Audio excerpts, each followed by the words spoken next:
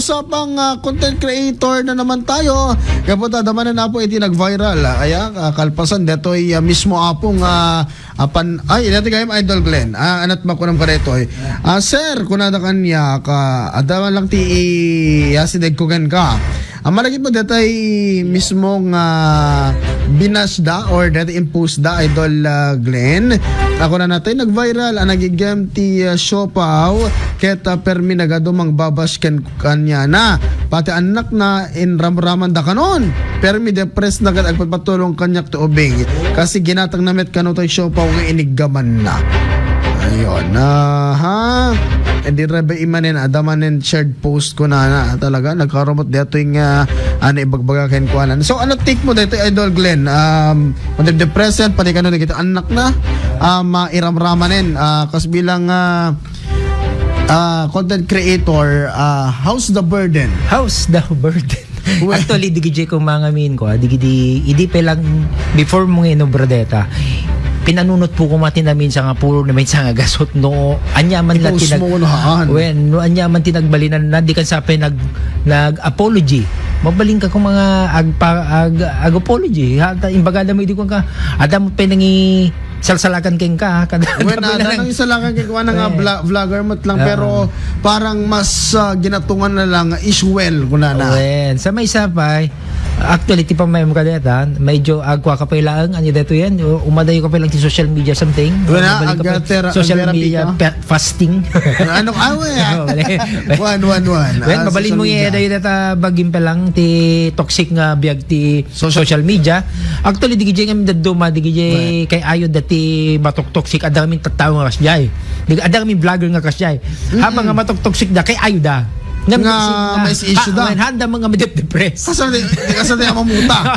hindi tayo agjowa itahawa ang aming kasjay ngayon nung kaspagarigan si kakit dete damong pala nga nagwa nag-vlog tapos simikat ka kadayjay ngayon at that time nga dayjay talaga nga madepress ka kaya dito tayo kunada nga medyo iya da yung basit deta bagim tapno ada agreset okay. Aggressive ta panunot mo. Mabalin nga kasi tapno. Amo yung amin dito yung social media. Gapo to nakasiksikat ka uno ko. Adaman na pasama kang nga nakadakdakas ka dito yung aldaw. Tumbigat or tunulawas nan no awang ka kadeta social media ko malipatan da. Malipatan na di jay. Malipatan dito inubram balik. Apay ko na ata adapay sumarsar no nga issue kasla ko maso. Kasla itat ko ma sikat ka ngam tumbigat ti sikatan sikan. Sikan to ti mapampanunot dan. Handa kan to nga malagi pwes. Di ba? So nga mabalin mo nga so ka di kan to madep-depression kasi lala di kung kuna kamo ni boss. Alak ko. Awan din ang boss. Kinaramdam ang Idol Glenn Detan. Anyhow, ano man pikas jay itiya mapasamak Idol Glenn akot pakawanin tayon. Pakawanin tayon. Ano datay mitlaeng ano datay laeng content creator maawatan tayo. Ngam na di kita do mga pada pelaeng di da mo ti nag-vlog lang di babakit talaga. Di gayet talaga nga gadget number 1 nga nemesis ti vloggers di gayet. Wow, nemesis nag-unag mit deta. Amo ito nemesis. Berhel nemesis. Aerial Voyager. Wow, ano di kakargura na? Kalaban yung dapat separate yung separate yung Facebook ng matatanda. Ano na si agpagkatama ka di da mo bagbag apin nga kasi bagbaga mo kulada. Dahil nga brada di kita nga bagbag. Di da mo nga minti ti humor ti kwaitan ti Gen Z tagayam kasjay gayam ala ko ta agbalin tilatan ang responsable dati ti influencer ama ko na so nga sooner or later ag sublikan to influencing. Okay. Alaman, Idol Glenn, ano man nasursurukin kan? Inobrata pala ka na pumadeto 1 week ago. Ayan. Pachugi tayo. Diba? Ngam, anyhow, ano to susuro kay katamanin?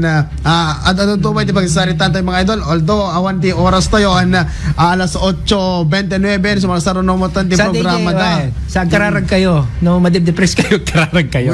That's the number one weapon. Kayo nga. Iso ka dakmawat mati idol ko, di katay demonyo kung kuna da ka nagitay ko, di katay ang pagpakamatay. Jeez, no. Kasarita tayo ida. When you have to talk, kadalang kaya kasarita din. Ay, hanga kahit nakasawen, nga no, ang pagkamatikan, demonyo kan. No! I strongly disagree. Kanayta, dahil takat na makamaspasan yung problema. Nakurang dalang ti kasarita.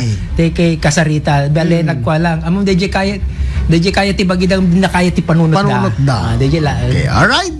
Mga idol, ang mamaya tayo bati nga oras, iti programa tayo iFriend 9, nakadkadwak ni Apong Glenn.